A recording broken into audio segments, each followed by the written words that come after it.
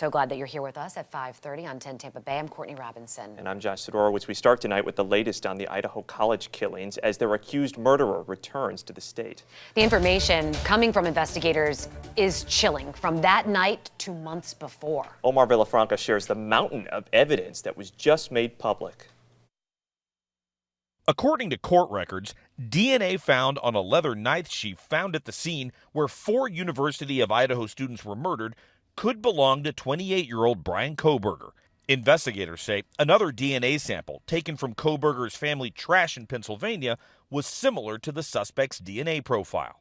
The affidavit also reveals cell phone data shows the suspect was in the area of the victim's home at least a dozen times, usually late at night or early in the morning in the months before the attack. And a female housemate of the slain students told investigators she was awakened around 4 a.m. by sounds coming from one of the victim's rooms.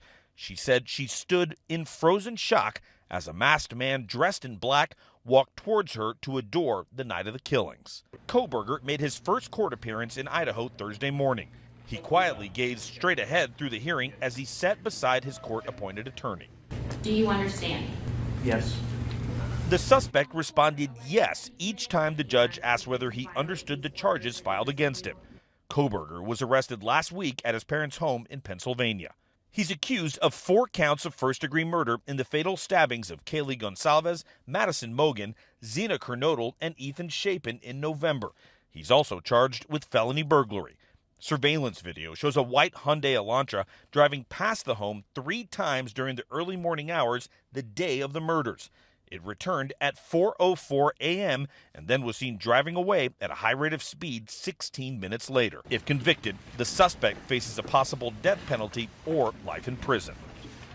And according to investigators, that same roommate that Omar was just talking about told investigators she heard someone say, "There's someone here." Minutes later, she heard crying and a male voice respond, "It's okay, I'm going to help you."